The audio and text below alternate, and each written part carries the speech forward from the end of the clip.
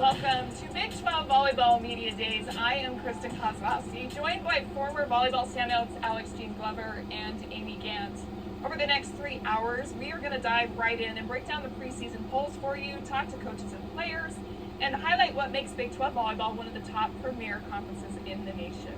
Well, let's get to it, ladies. I am super excited. We're just a couple weeks away from first match. I want to hear what you are most excited about. Ladies and gentlemen, welcome to the 2025 Big 12 Volleyball Media Days. That's day one from yesterday. That means that they're going to have the chance to be in that top rankings, in the top 25, really early, which means in regular season they're going to come in, and I think there's going to be a lot of upsets, so that's going to give the chance for a lot of the other teams in the league who maybe didn't schedule as aggressively as the Kansas and the Kansas State to be ranked as well. So I'm super excited to see the parity in the league. Yeah, I think it speaks to how tough this league is, because sometimes you have teams that, let's go a little easier in the preseason so we can really shine during conference. But I think to your point, these teams know they've got to be prepared, and they've got to be prepared really quickly. And so the best way to do that is to play the best in the preseason. And we saw how that carried over last season in 2024 into the NCAA tournament. 6 teams making the NCAA tournament. Arizona State, the newcomer coming in, winning the Big 12. How much do you think that helped them as they entered into the NCAA championships? Well, I think a lot of that, when you get into the tournament play, conference prepares you for that, and you want to be ready. And I think what's great about the Big 12 is day in, day out, night in, you've got to be at your top, at your best game. And as you head into the tournament at the end of the year, that's what you've got to be as well. So I think the Big 12, if you can survive the conference, then you're pretty set up for the tournament. I love it. And I think that's what I was so interested to see was them scheduling so hard in that preseason schedule, because we know that the conference is extremely aggressive. We know when they go into the conference play, there's going to be no nights off. So starting from the day one and having tough preseason schedule and then a regular season schedule, Big 12 is going to be ready. 2025 IRS tax forgiveness well, let's get to it. now The Big has 12 open preseason enrollment. poll and awards It's that were easy released earlier today. BYU was chosen as the favorite to win the conference with 6 first-place votes, followed by Kansas and Arizona State, your reigning Big 12 2024 champs. All right, Alex, what sticks out to you as we take a look at the preseason poll? Honestly, the top 5 teams that are receiving votes for first, that just shows how competitive the league is. We normally don't see that. We see favorites, and I mean right now it's BYU, with them also having the preseason player of the year and the preseason freshman of the year. Obviously, they're going to be number 1, but then we've got Kansas, Arizona State, Utah, and TCU who are also receiving votes. Well, and I think so much with that parity, especially at the top, you have those teams battling it out. It's different when you only play a team once. Maybe you play them twice. It's very different depending on the season that you're looking at. And so when you have the chance, I mean, last year you look at BYU, Kansas, the top 2 teams, they only played each other one time. So you have to be ready when the time comes, and you have to know that every match really matters for that ranking and to survive your Big 12, which right now, as you see, with all those teams getting votes, nobody knows what's going to happen. There is no clear favorite, and everyone has got to be ready. Well, and if we look at that list, is there anybody that is maybe your dark horse, that maybe on the bottom half, that should be getting more attention or will once the season hits? Well, I think, you look, obviously that top 6, everybody knows, but Kansas State, right there around the middle of the pack, are very interesting to me for 2 reasons. They had a rough season last year with a lot of unlucky injuries, and they just missed making the tournament. So they really feel like they've got something to prove coming into this season. They also really didn't make a lot of changes in the transfer portal. No transfers in or out. They've got a lot of newcomers, but they really have a steady core that I think from day one is going to be ready to play together, because so much culture, it has to be built over time. And Kansas State's ready to rock from the get-go. They could be One to watch, absolutely. What about Purdue, Alex? They're a dark horse thing. They're keeping our eye on it, going to be watching for them to upset. TCU is my dark horse, hands down. They were picked 5th in the preseason poll. They even grabbed the first place vote, which tells you how much respect this team is getting. And they're starting to get to earn across the league. We have head coach Jason Williams, who's been built something really promising in Fort Worth. They returned Jalen Gibson, a preseason all Big 12 selection, who's been one of the most dynamic outside hitters in the conference. They finished 5th last year, solid in a ultra-competitive Big 12.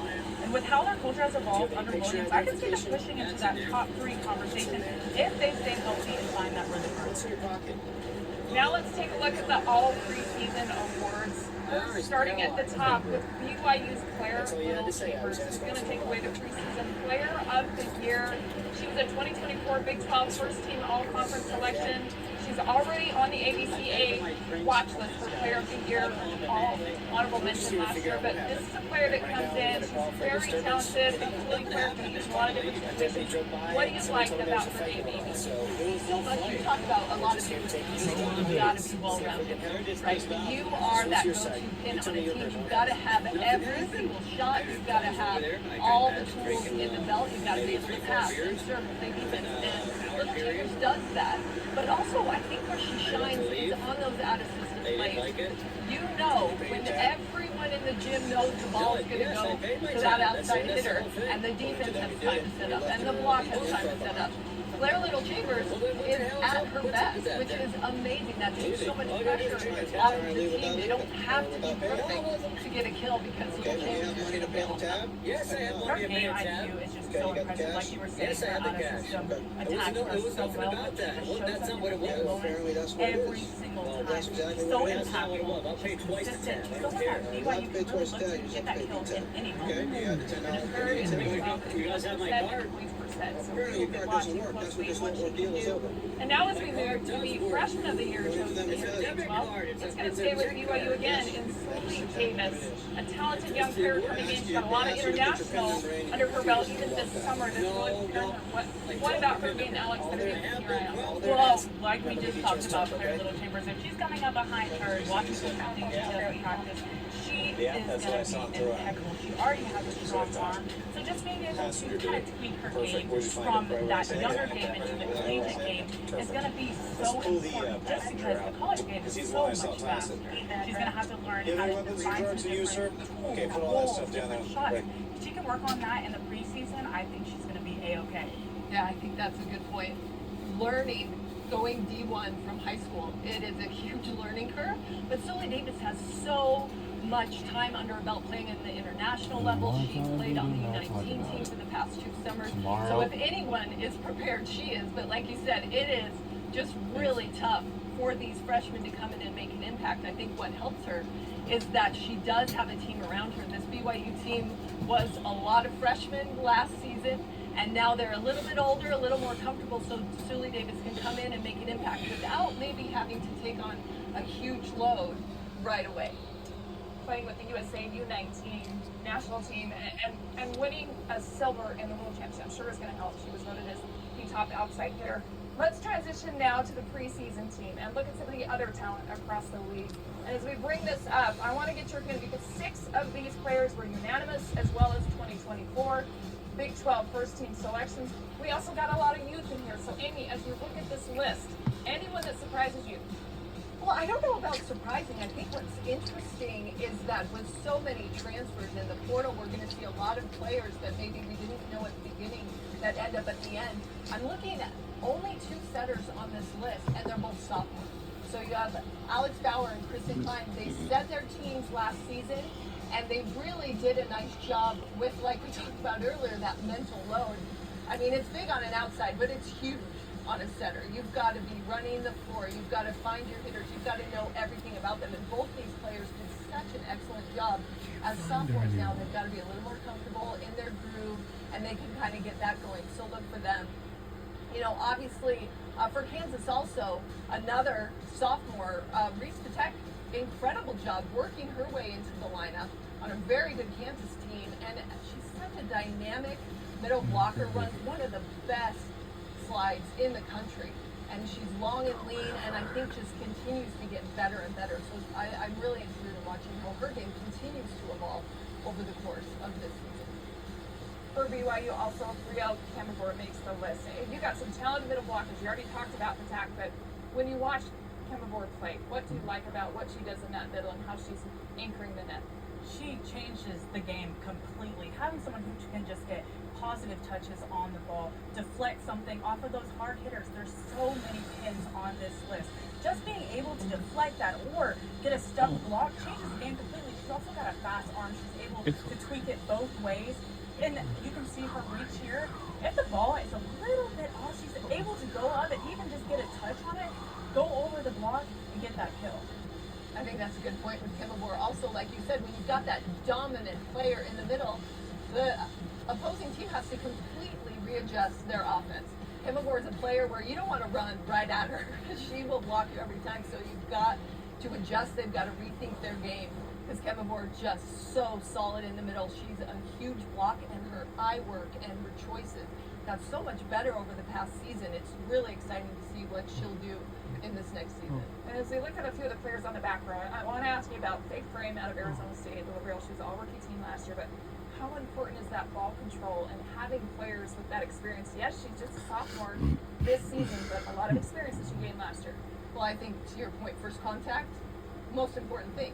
If you can't pass, you can't play.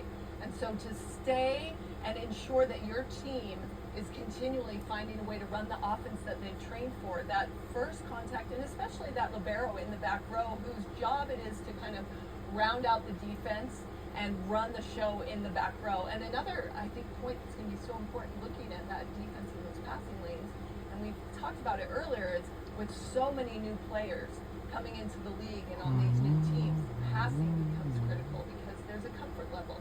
You know, you pass next to someone for years, you know how that works.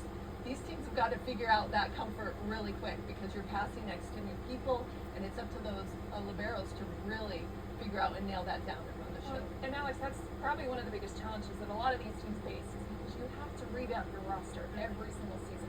That's the landscape of college volleyball right now, is you're going to get transfers, you're going to get new players, new coaches. We've seen coaching changes with a few teams. So how do you quickly develop that chemistry and get everybody on the same page with the culture?